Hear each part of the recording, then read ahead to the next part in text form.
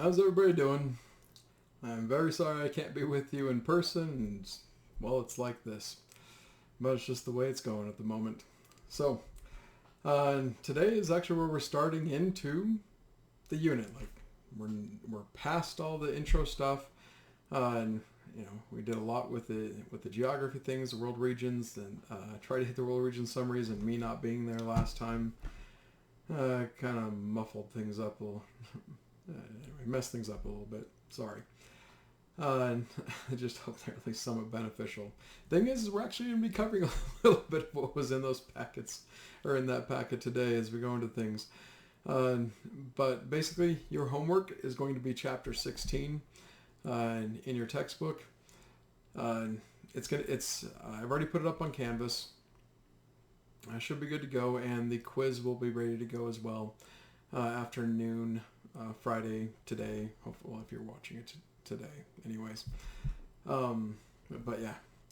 Anyways, but what chapter 16 is talking about, what we're going to be starting off with in this first unit, and why we're starting in chapter 16 and not earlier, which we'll be going backwards here and there with the chapters, is I'm trying to start off with an area that you guys hopefully have a little bit more understanding in. Well, it makes a little bit more sense. Like, okay, I get this. And so we're starting with the world region of Europe. What's going on in Europe leading up to and then going into the first couple centuries past 1200 AD. Well, basically, what's Europe doing as we're getting into this class, AP Europe, modern world, AP modern world history. So, and in talking about Europe, in a lot of ways, it is split into two parts as we're going to go through this. And I'm going to talk about the part you're not as familiar with first. What's known as the Byzantine Empire, or what is left over, the Roman Empire, or Eastern Roman Empire after it falls. So I'm going to spend just a minute or two and just briefly review some things. A lot of stuff I'm going to show you, well, I shouldn't say you don't need to know. I'm reviewing it and summarizing because, no, it's not going to be on the AP test. You just need to know some little things to understand the context of what will be on the quizzes and tests for this class, as well as the AP test overall. So, getting into it. This works. There we go. Okay, getting into it. That is a map of the Roman Empire when it was split into two. On the left half, you have the Western Roman Empire. On the eastern half, the Eastern Roman Empire. When we talk about the fall of Rome, again, the fall of Rome we usually refer to as the fall of we're referring to the fall of the Western Roman Empire. But the Eastern Roman Empire lasts for a heck of a lot longer. At least as an entity. We could definitely... I would personally argue that the Eastern Roman Empire is not Roman when we think of what Rome was like. But neither was the Western Roman Empire, you could argue, when it fell either. What I'm saying is, even though the Eastern Roman Empire lasts 1,000 years after the fall of the Western Roman Empire, they're night and day between what we think of Rome versus what these people still claim to be Romans, the Eastern Romans, which, yes, is true, but they're different. Although, man, if the United States is still around 1,000 years from now, I wonder how different they'll be from us today. And we can already see how different we are today versus, say, Americans just even 100 years ago. Heck, even 50 years ago. So, yeah, change happens quick, especially when you're looking at it in good 50-year chunks. So, but anyways, the capital of the Eastern Roman Empire, the Byzantine Empire, is a city called Constantinople. The reason why historians call it Byzantine, well, I kind of understand this, but at the same time I'm not sure. Maybe I need to look more into this, but the name of Constantinople before it was built was Byzantium. And so hence the name Byzantine Empire. So I do need to look more into this. I'm not exactly sure why they chose by the way, historians gave the Eastern Roman Empire this name to differentiate it from the Rome of the past, the big Roman Empire of the past. And I feel like I'm rambling. I apologize, and I was trying to make this video short already. But anyways, that's the reason it's called the Byzantine Empire. Is the city, the capital Constantinople, is built on top of a city that used to be called Byzantium. Anyways, and it's located, if you can see my mouse, just right there. Okay. So, now, who founded this? Essentially, the Byzantine Empire, Eastern Roman Empire, kind of hails back to the guy named Constantine. And really, this guy is actually one of the more important people in all of world history. He's enormously important, actually, because he is the guy that transitioned the Roman Empire to the religion of Christianity. But I'm going to skip him because, like, you kind of need to know that little part, at least the idea that Roman was Christian. But as far as that goes, meh, we're going to go on. So much for one of the most important things ever to happen in human history. And that is a really weird statue head. It's one of the reasons I put it in there. So this part, we're going to brush by this too. Got another, an iconic couple in history, Justinian and Theodora. I love telling stories about these guys, but now that they're not necessarily part of the class, I just kind of brush by them. Main thing you need to know about Justinian, though, is the part that talks about the Justinian Code, because there's a concept involved with that. By the time you get to his reign, which is the late 500s, early 600s AD, and well after the fall of the Roman Empire, Roman law, they're still using Roman laws that have been around for some centuries. And when you're around that long, you get tons of laws. And he realized the law code was just, there's too much. It's just mounds and mounds of papers with laws filling libraries upon libraries upon libraries and archives upon archives upon archives. And he's basically like, this is too much. Can we just narrow it down? So he sent tons of scholars in to hit this for years to essentially standardize the code. Say, okay, we have all these laws. Can we just take all these laws that all have to deal with the same thing and just put it into one law? And that's what's known as the Justinian Code, and we use the phrase called standardizing the law code. We're standardizing laws that way, basically making it easier. And you can make a really good argument that we could use that today in the United States. And we've been only around for a little over 2 centuries. And this guy was like, man, we this is so bad after their bunch of centuries. And I just, like, if we're already so bad now after just 2 centuries, I can only imagine how bad they were after close to 1,000 years, basically. So, anyways, I already talked more about that than I wanted to, but that is a major concept to at least understand in world history in general. This is a map of what he tries to do. Notice there's a lot more that the Eastern Roman Empire has. And Justinian tried to take it all back. He tried to get the Roman Empire back. And he was somewhat successful, but in the end, it didn't really last. So, I love talking about this. And I don't have to skip over it. I guess they use Greek fire later on. Greek fire is one of these things where it's this fire that cannot be put out with water. And it saved them big time when the Muslims first started coming in, the Muslim empires, the Caliphate started coming in. And it saved them big time, and they used it a lot. And it's like, my guess is it's something, like, no one really knows what Greek fire was. Like, I guess, as far as I understand, we don't have any, like, documents that say, this is how you make Greek fire. But I'm assuming it's probably something a lot like napalm, if you know what napalm is. And I'm not going to explain the video. You can ask me in class at some point. Don't email me that question, because I'm probably not going to talk about that in an email. What's napalm? How do you make it? Anyways, but it most likely is like napalm, if you know what that is. Sorry, I keep saying it. And if you don't know where napalm comes from, here I'm going in Vietnam War. Is a big area where we used it to basically just lay waste to jungles, and I'm on a tangent. Okay, moving on. This is something you have to know. Now, this part you do need to have down. What is called the theme system. The Byzantine Empire realized that if they allowed freedom of movement within their empire, it was really hard to raise armies where you needed them to defend your territory. So they said, in order to keep everybody free, or at least, by the way, this does not make sense in any way, shape, or form. In order to keep everybody essentially free, to have a free peasantry, you have to stay exactly where you are, and you're not allowed to move anywhere. So that way we can always take a full account of how many people we have in one spot, and we know how many people we can raise an army out of, and what type of skills you have, and things like that. And the only people that are allowed to move are the lords that will be assigned to your land, and then sometimes moved away to other lands depending on where they're needed.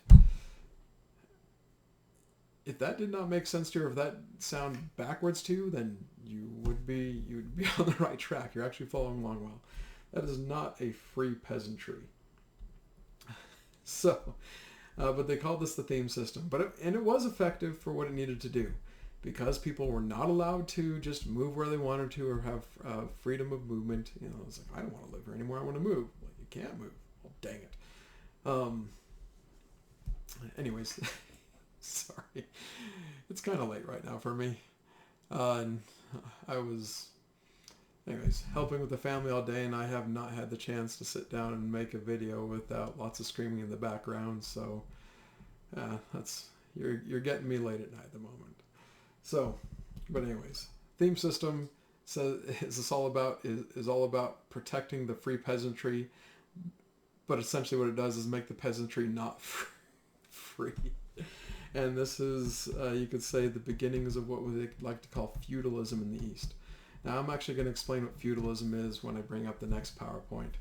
And I'm hoping you already know what feudalism is, but I'm assuming at least half of you, if not more than half of you, do not know really what feudalism is, or much less even heard the word before. Anyways, just so you know, I'll explain that in a second. But that is something you need to know. The theme system is something you absolutely do need to know. Now, when I get into Christianity, in the next PowerPoint I'm going to get into, I'll be talking more about Christianity that we're more familiar with, like the Catholic Church, Roman Christianity, the Roman Catholic Church.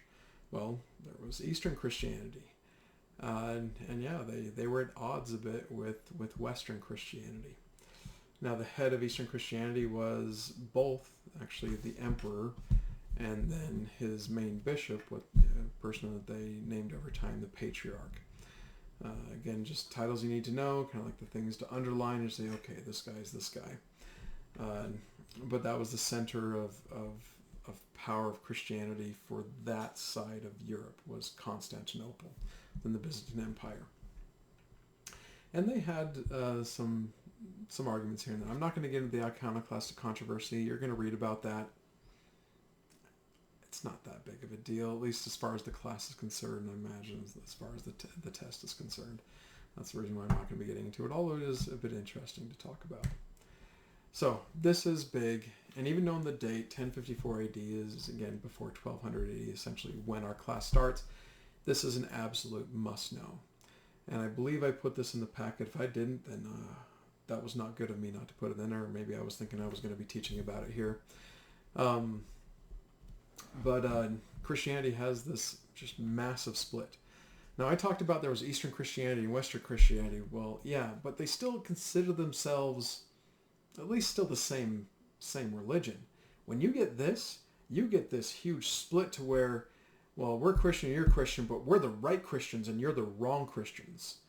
Like, we're getting this idea of, like, you're the evil ones and we're the good ones. Not just the idea of, like, well, we like our way of doing things a little bit better than your way, but still we're okay. I'm not going to get into why they did this necessarily. Basically, the Pope in Rome and the Patriarch in Constantinople just get so ticked at each other that they excommunicate each other. And they call this the Great Schism. And this is where you get really, you could say the official idea of the Roman Catholic Church and the Eastern Orthodox Church. By the way, both of those names essentially mean original or first, or like we're the ones that are right. I kind of get a kick out of that. So that's a big deal, and we'll be coming back to that a lot. This idea of just how Christianity splits like this. But you do need to know that over time, Eastern Orthodoxy does get overrun by invaders, mostly by Muslim invaders. But we'll get to that later on. Not in this lesson, well, maybe a little bit in this lesson, but definitely in other lessons. I'm going to go through here as a map of just the Byzantine Empire. Like, a lot of times when we think of empires, we think that they're always that size. They always look like that.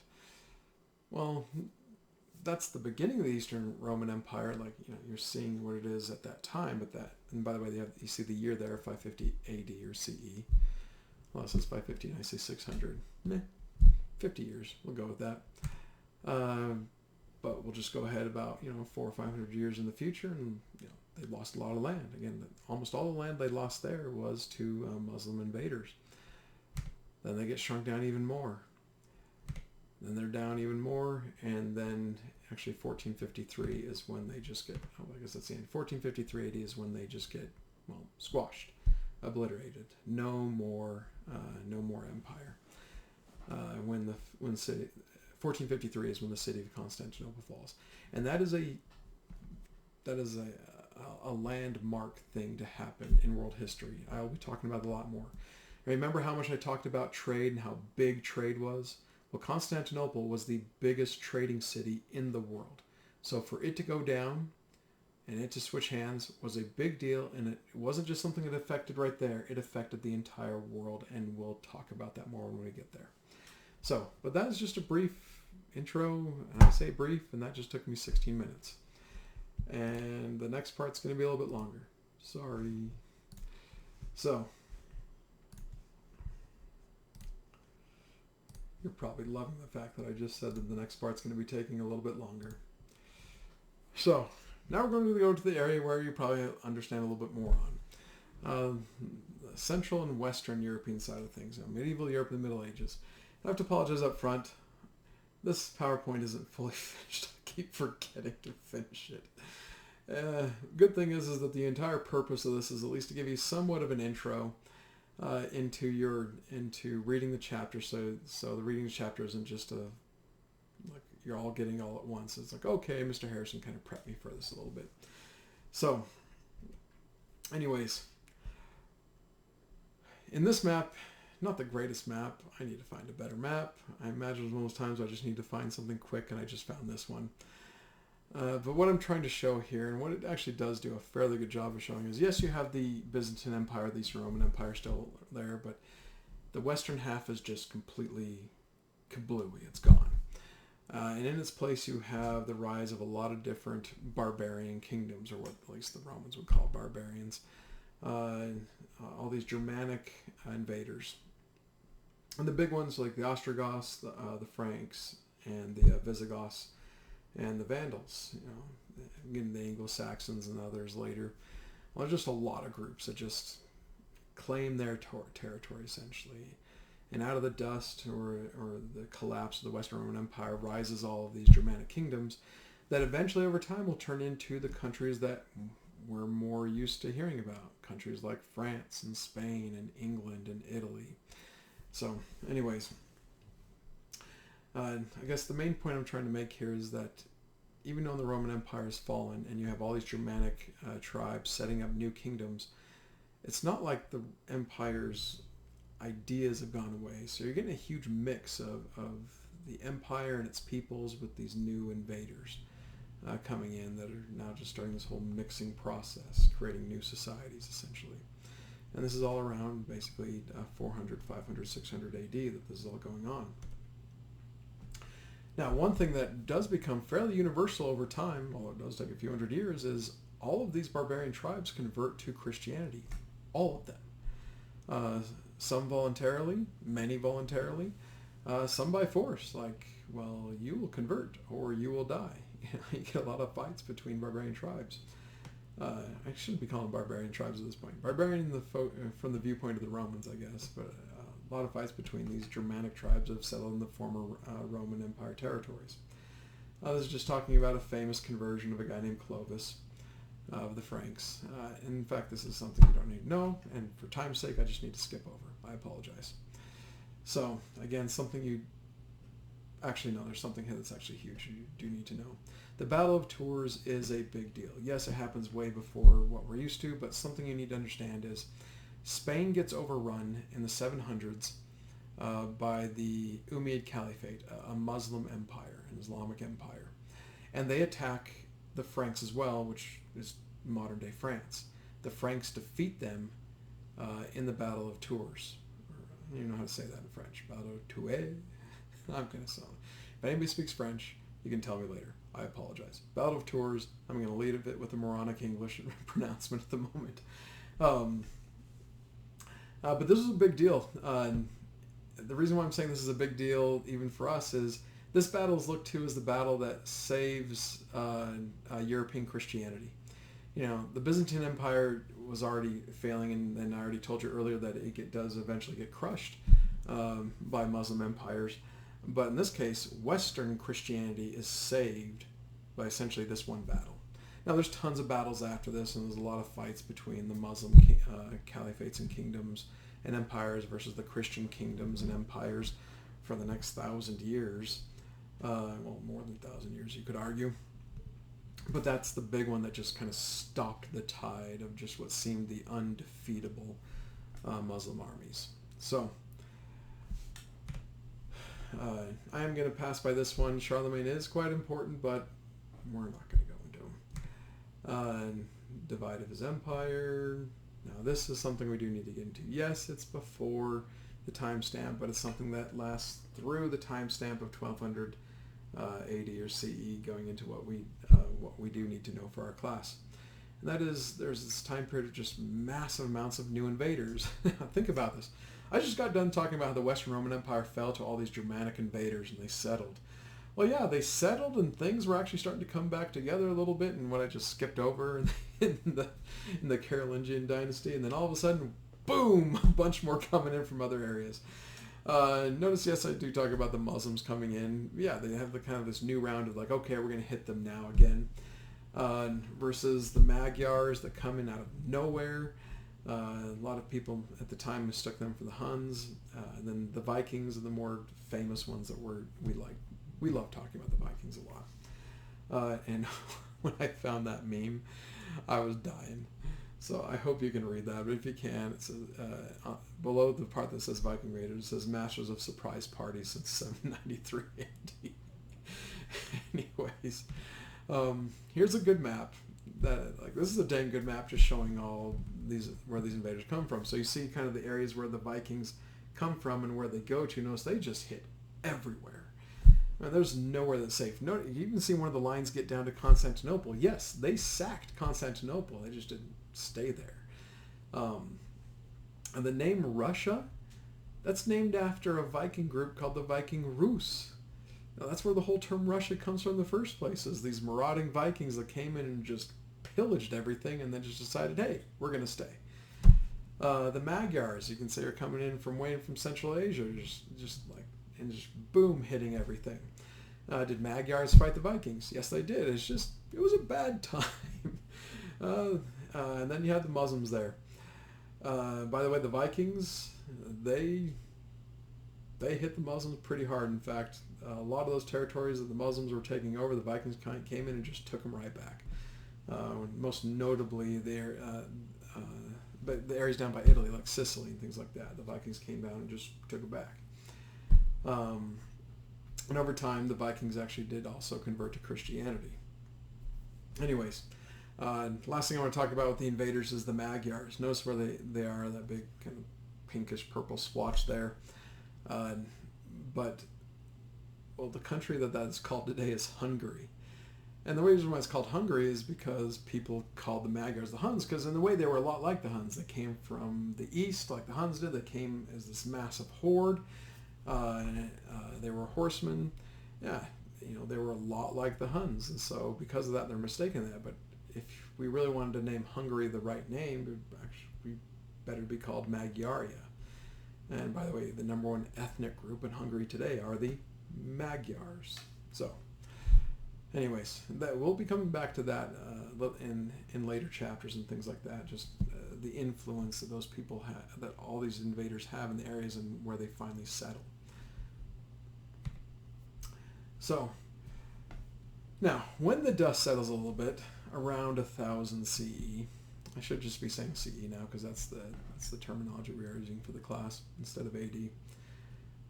You do get a lot of kingdoms that are starting to rise from the ashes.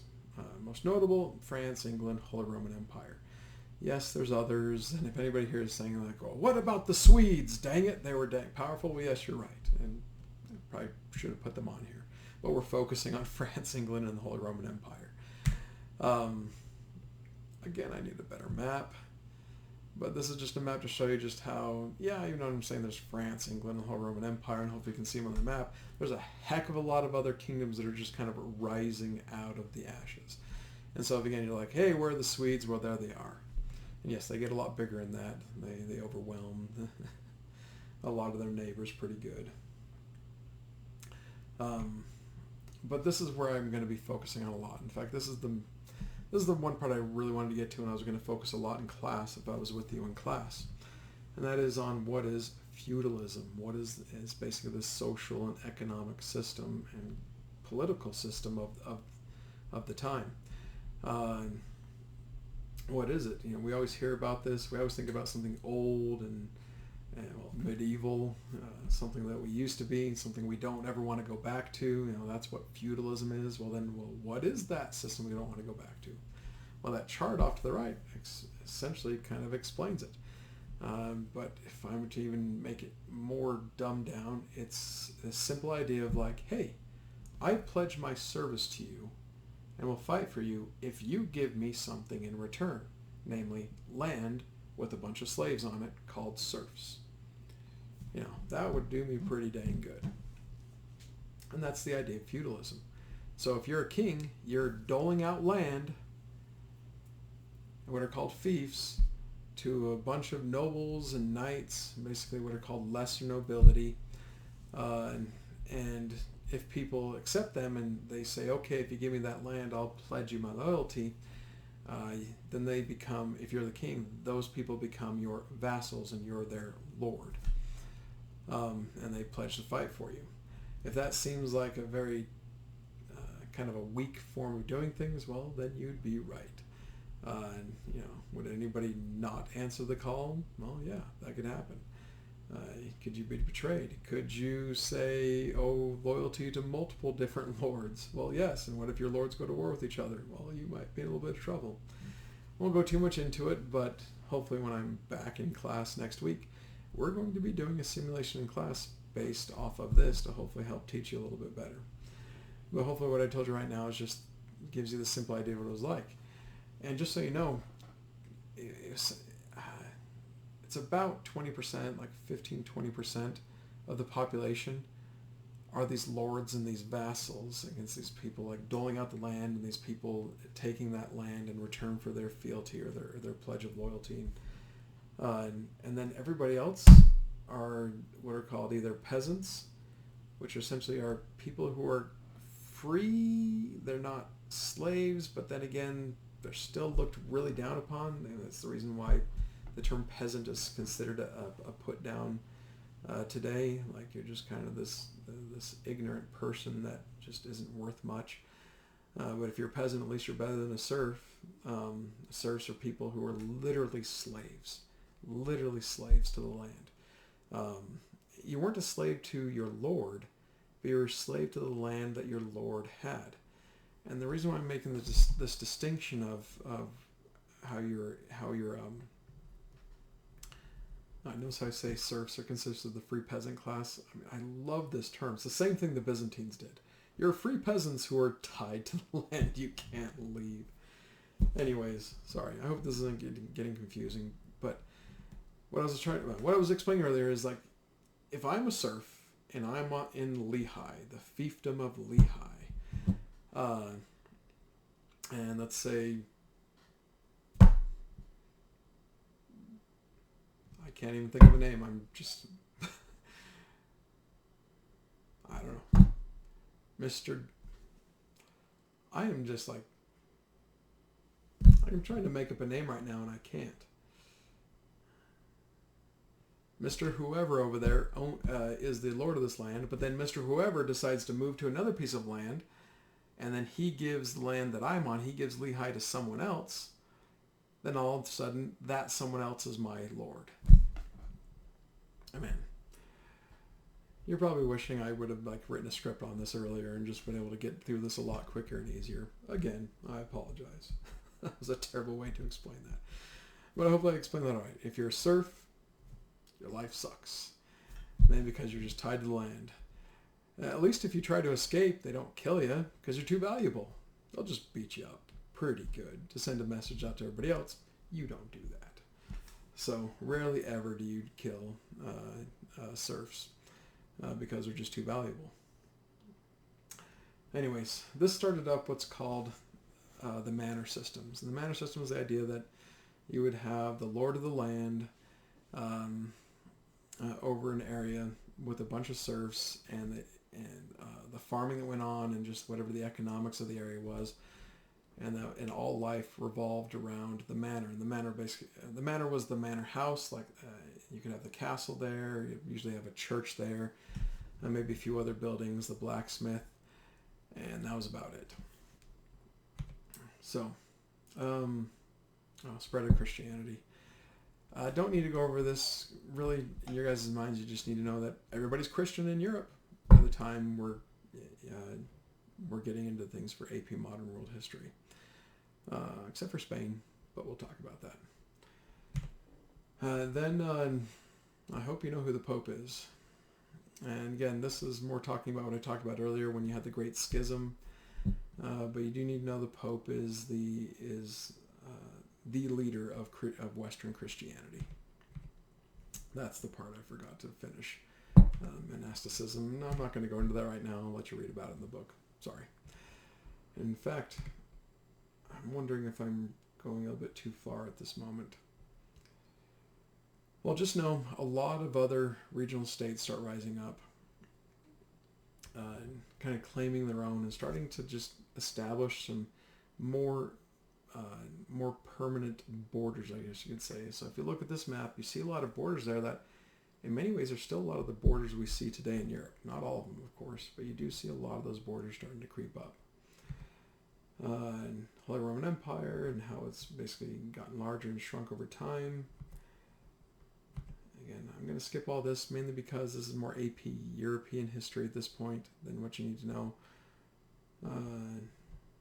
Although, dang, I love talking about William the Conqueror. At some point, if I've not told you the story about the death of William the Conqueror, just ask me to tell that one. It's hilarious. Although I'm sorry, it will probably gross a few of you out. Oh, just 1 second. Looking at the book. Did you guys need to know this? Actually, no. We're getting beyond where we need to. So I'm going to end this right now. You guys are done for the moment. In fact, I explained a little bit more than you needed to. This will be actually in the next chapter, I believe in chapter 19, I think. So I will see you in that point. I'll probably be re-explaining this in class.